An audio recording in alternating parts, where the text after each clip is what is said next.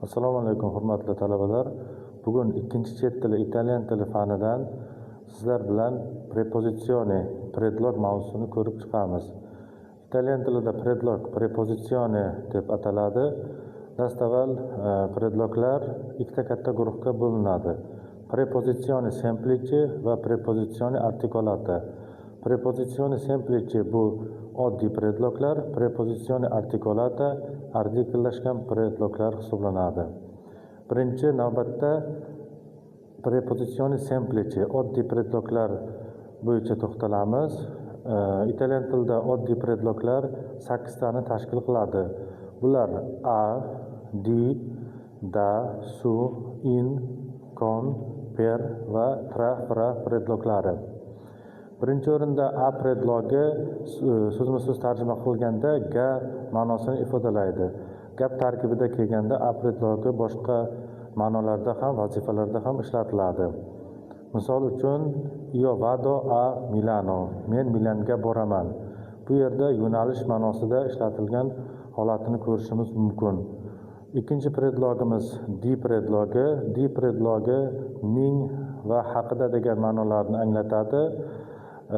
Boshqa iboralar, gaplar tarkibida kelganda boshqa ma'nolarda ham ishlatilishi mumkin. Masalan, io parlo di cultura, men madaniyat haqida gapiryapman.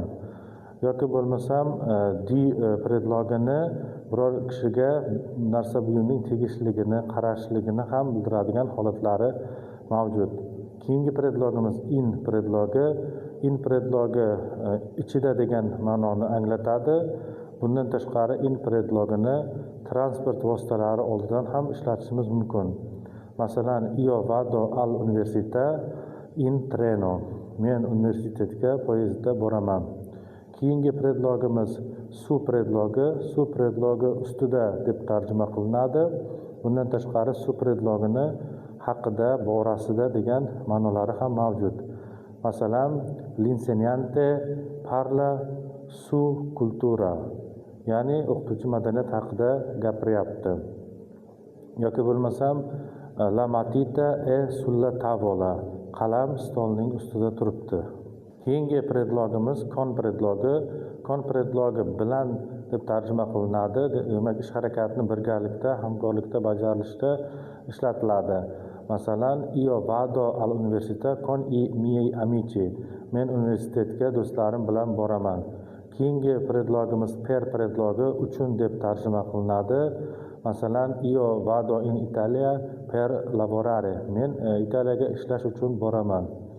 Keyingi predlogimiz tra, fra predloglari.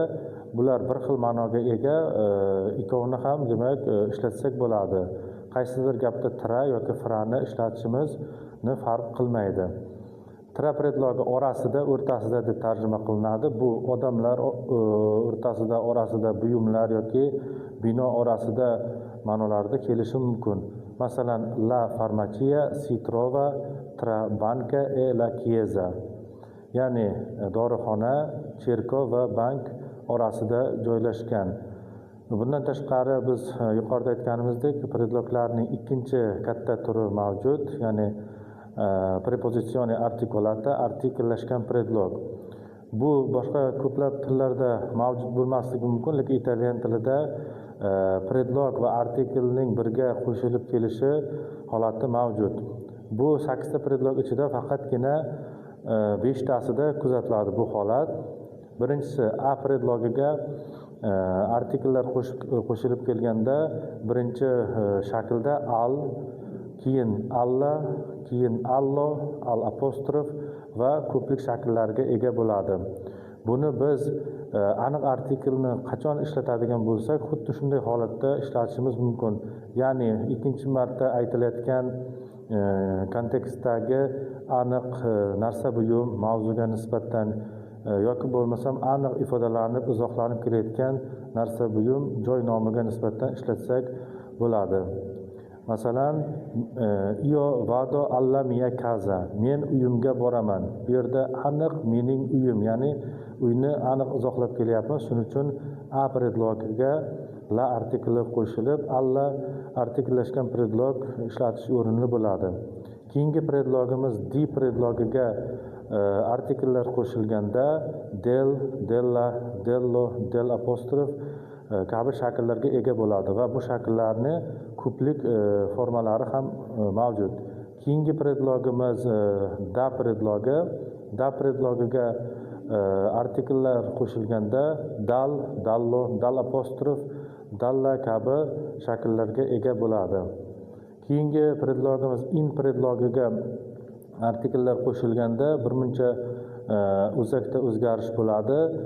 Ya'ni inga artikellar qo'shilganda nel, nello, nella, nel apostrof kabi formalarga ega bo'ladi.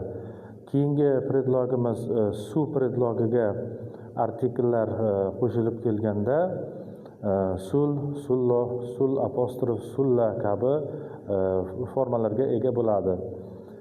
Qolgan 3 ta predlogimizga artikellar qo'shilmasdan yonma-yon keladi. Masalan, kon, tra, per kabi predloglar bilan aniq artikel kelganda birga qo'shilmasdan alohida yoziladi, yonma-yon keladi. Bundan tashqari italyan tilidagi predloglarni gap tarkibida kelishidan tashqari iboralar, so'z birikmalari tarkibida ham keladi. Masalan, di predlogi iboralar bilan ishlatilganda di corsa so'z birikmasini misol qilib olishimiz mumkin. Di corsa yugurib degan ma'noni anglatadi. Per esempio, masalan, sono andato all'università di corsa. Men demak o'qishga yugurib bordim. Yoki bo'lmasam in gamba degan so'z birikmasi oyoqda deb tarjima qilinadi. Ya'ni oyoq, tik oyoqqa turib degan so'zma-so'z tarjimani bildiradi, lekin bu ibora ma'nosi o'zini o'nglab olgan, oyoqqa turgan ma'nolarini anglatadi. Bundan tashqari in tempo degan so'z birikmasini ham misol keltirishimiz mumkin. In tempo o'z vaqtida, non in ritardo, ya'ni o'z vaqtida bajariladigan harakatlarga nisbatan ishlatiladigan so'z birikmasi hisoblanadi. Bundan tashqari juda ko'plab so'z birikmalari va frazeologik iboralarda predloglarni kelishini uchratishimiz mumkin. Qo'shimcha ma'lumotlar va shu kabi foydali ma'lumotlar uchun sizlarga Le preposizioni italiane deb nomlangan o'quv qo'llanmani tavsiya qilaman. Bu qo'llanmaning muallifi Alessandro De Giuli. Qo'llanma Alma Edizione Firenze nashriyotidan nashr etilgan, elektron varianti institutning axborot resurs markaziga taqdim etilgan.